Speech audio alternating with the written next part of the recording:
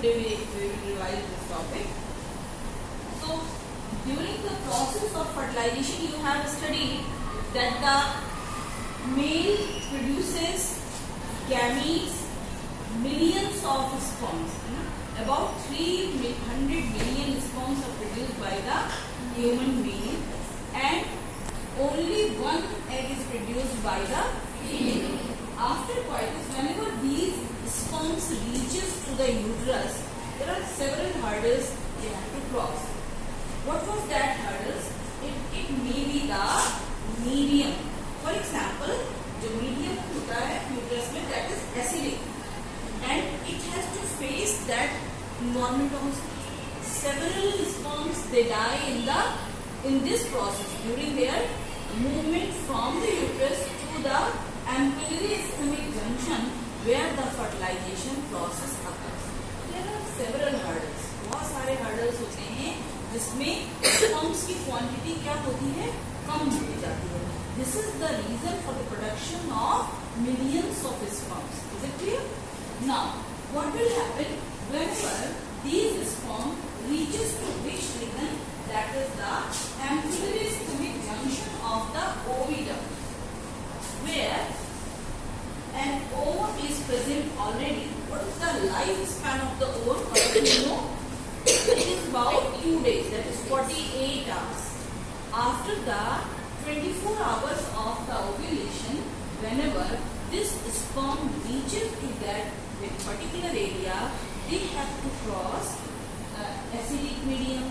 Besides this, they have to cross cervix mucus. This mucus is also kind of barrier for that very particular sperms. बहुत सारे sperms वहाँ भी die हो जाते हैं, मतलब millions में, only thousands they reaches to that very particular area. And out of these, only few, about 100 sperms, they are able to fertilize. They are try to fertilize that very particular ovum. So what happens whenever they reach at that very particular area? You have seen here, out of 100 sperms, only single sperm it is able to cross the corona radiata and the area zona pellucida. You know the structure of this sperm? Sorry, ovum. Ovum में सबसे बाहर की तरफ क्या होता है? Corona radiata. After that, zona pellucida. Then pre-vitelline space. So they have to cross these.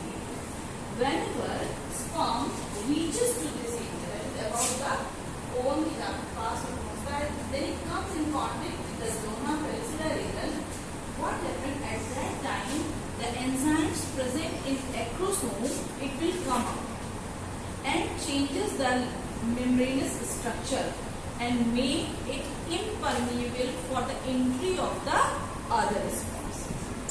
So only one sperm it reaches to that area. After that, it makes an entry, come in contact with the zona pellucida, and the enzymes present in the acrosome make that very particular cells impermeable. So nature change कर देते हैं, and due to that, other sperms cannot get entry inside the ovum. At that time, it will also come in contact with the plasma membrane of the ovum. Now it will also dissolve. So here, two types. At this moment, this second meiotic division of the ovum, which is arrested, now it completes. Whenever one sperm, it will become successfully inside the ovum. At that time, second meiotic division occurs inside the ovum, and second polar nuclei and ootid is formed at this time. Is it clear to all of you? Question बहुत important है कि second meiotic division कब complete होता है? After this event, whenever sperm it will join with the zona pellucida and make its entry inside the ovum at that very particular time. Now second polar nuclei, as you know, it is unequal division, and another second cell is known as ootid. Now this ootid, it contains nucleus. This is known as pre-nucleus of the female, and the sperm nucleus which also get included inside the cytoplasm of the ovum. It is also known as free nuclei of the male. At that time, fusion of the nucleus occurs and zygote is formed. Now, where the zygote is formed? Zygote is formed at the ampullary ischemic junction of the ovum. After the formation of the zygote, it starts dividing, and about 3 to 4 days, it starts dividing and moving towards the uterus. Now it cleavage starts, and 2 cell, 4 cell, 8 cell, and 16 cell daughter cells are formed. At this stage, it is known as blastomeres. Now these blastomeres, 8 to 16 cell stage blastomere, इसका एक name होता है, that is known as morula. It is asked for examination.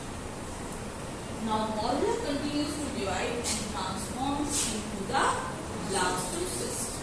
You have studied about the structure of the blastocyst. Now you see here, in blastocyst, blastomeres are arranged into an outer layer known as trophoblast. Besides this, an inner cell mass attached to this trophoblast. Now, the trophoblast layer, it gives nourishment to the inner